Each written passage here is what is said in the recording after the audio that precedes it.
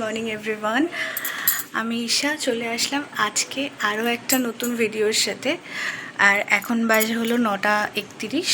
তো সবেমাত্র ঘুম থেকে উঠলাম, যেহেতু গতকালকে প্রচুর কাজ গেছে, তাই জন্য আজকে একটু লেট করে উঠলাম। আর আজকে কলেজ যাওয়ার নেই, তাই জন্য ভাবলাম সকাল থেকেই ভিডিওটা শুরু করি তোমাদের সাথে আড্ডা দেওয়ার জন্য।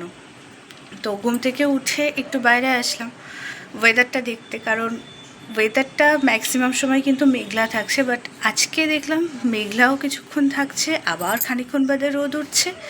তো দেখো এখন কিন্তু বাইরে আপাততভাবে বেশ রোদ আছে। তো তাই ভাবলাম যে টুকটাক যেই কাজগুলো রয়েছে সেইগুলো মোটামুটিভাবে কমপ্লিট করে নিই।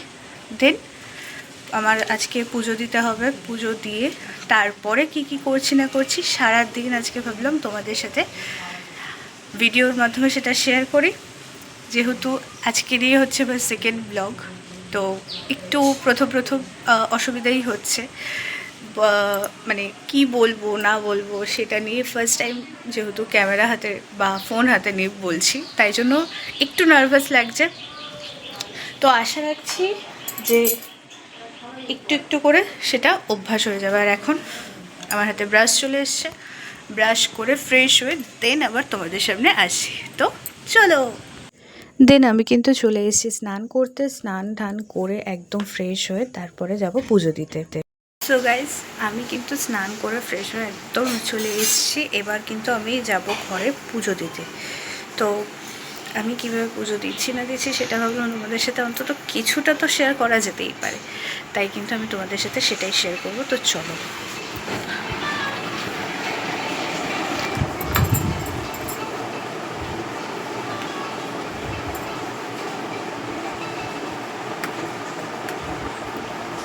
জ্বালাবো বুঝতে পারছি না। তো আমি কিন্তু এখানে পুজো দিতে বসে পড়েছি। আর প্রথমে সমস্ত ঠাকুরকে স্নান ধান করিয়ে নিচ্ছি, তারপরে এখানে গণেশকেও স্নান করাচ্ছি, তারপরে করাবো তার বাবা মানে মহাদেবকে স্নান করিয়ে ফুল বেলপাতা নীলকণ্ঠ ফুল সবটা দিয়ে সাজিয়ে নিয়ে তারপরে বাদবাকি কাজ। আগে তাদেরকে স্নান করে ফুল দিয়ে সাজাবো, তারপর পুরো আসনটা সাজাবো, তারপরে দেখো আমি কিন্তু বলতে বলতেই মহাদেবের মাথায় জল ঢালছি। আর আমি কিন্তু শুধু সোমবার বলে না, আমি কিন্তু প্রতিদিন মহাদেবের মাথায় জল ঢালি। আর আমি তাকে প্রচণ্ড বিশ্বাস করি, তাই জন্য আমার মনে হয় যে এই একটা মানুষ বা এই একজন ভগবান বা যার যার কাছে তার তার ভগবান যদিও, তো তিনি কিন্তু কখনো কারোর খারাপ চান না বা কখনো কাউকে বিপদে ফেলতে পারেন না। তাই জন্য আমি তাকে প্রচণ্ড বিশ্বাস করি। তো তাই জন্য তার মাথায় প্রতিদিন জল ঢালি, প্রতিদিন ফুল বেলপাতা অর্পণ করি তাকে, এবং মনের সমস্ত কথা তার কাছে কিন্তু বলা যেতেই পারে। কারণ ওই যে বললাম, সে কিন্তু কখনো কারোর সুযোগ নেবে না।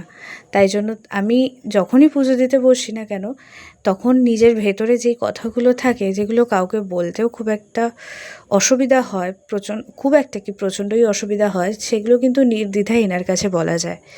তো তাই করছিলাম। তারপরে এখানে আমি ফুল নিয়ে চলে এসেছি, ফুল দিয়ে পুরো আসনটাকে সাজাবো।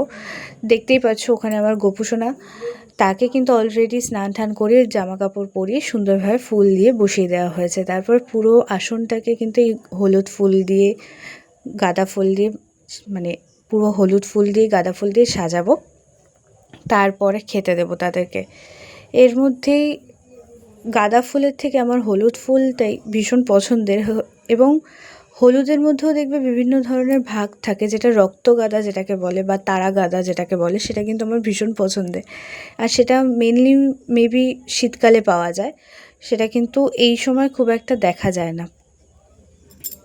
আর এখানে এই দেখো একটা গাঁদা ফুল কি বীভৎসভাবে পচে গেছে, আর এই গাঁদা ফুলের সাথে আর যা ফুল রয়েছে সবকটাই কিন্তু একটু একটু করে পচিয়ে দেবে। মানে একজন খারাপ হলে চেষ্টা করবে সবাইকে নিয়ে খারাপ হওয়ার, ব্যাপারটা খানিকটা এরকম। এখানে আমি বড় মার পায়ের ফুল দিয়ে দিলাম, তো তারপরে লোকনাথ বাবাকে দিলাম, সব ঠাকুরকেই বলতে গেলে ফুল ঠুল দিয়ে সাজিয়ে নিচ্ছি। তারপরে কিন্তু তাদেরকে খেতে দেবো।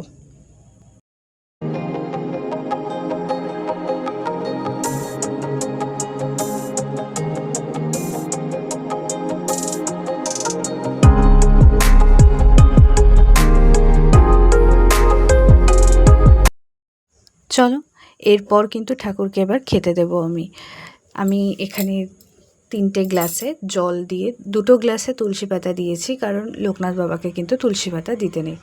আর বাদ বাকি কোনো ঠাকুরকেই মানে লক্ষ্মী ঠাকুর, গণেশ ঠাকুর বা শিব ঠাকুরকে কিন্তু তুলসী পাতা দিতে নেই, তাই জন্য তাতে কিন্তু আমি তুলসী পাতা দিইনি, শুধু জল দিয়েছি। দিয়ে কিন্তু তারপরে তাদেরকে খেতে দেব। এবং আমাদের গুরুদেব মানে আমরা যেই গুরুর দীক্ষিত, তো তাকে কিন্তু 5 ভাগে দিতে হয়। দেখো তোমরা, আমি কিন্তু থালায় 5 ভাগে দিয়ে দিয়েছি। তারপরে গোপালকে দেব, দেন আমি লোকনাথ বাবাকে দেব। তোমরা চাইলে 2টো, 1টা, 3টে যা মনে হয় সেইভাবেই কিন্তু তোমরা থালাটাকে সাজিয়ে দিতে পারো। আমি এখানে সবাইকে খেতে দিয়ে দিচ্ছি। আর গ্লাসেও যখন তুলসী দিইনি, তাই খাওয়ারেও কিন্তু আর তুলসী দেব না। তো এখানে লক্ষ্মী ঠাকুরকে, তারপরে গণেশ ঠাকুরকে, তারপরে শিব ঠাকুরকে দিয়ে দিচ্ছি খাবার।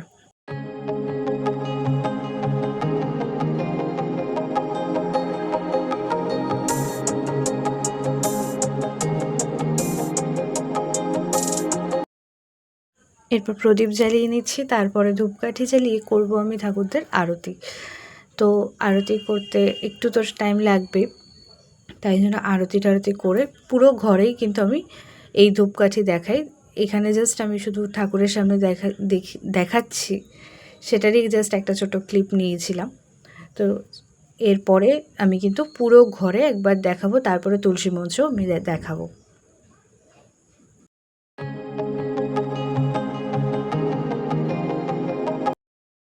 এরপর পুজো দিয়ে উঠেই দেখি বাইরে নেমেছে ঝমঝমিয়ে বৃষ্টি, আর সাথে রয়েছে এরকম একটা ব্রেকফাস্ট। আর কি চাই বলো তো? এরপর নিয়ে বসে পড়েছি একটা বই, আমি পদ্মজা উপন্যাস, আর সাথে হেডফোন।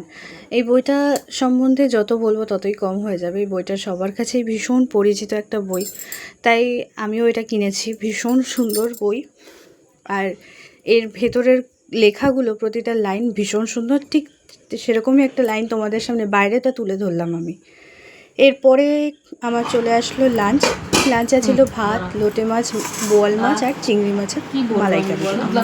তারপরে ভাত খেয়ে নিয়ে তারপরে আমাকে আমার মা ডাব কেটে দিয়েছিল, সেই ডাবটা খাচ্ছিলাম। এরপরে সন্ধ্যেবেলা চা তো রয়েছেই।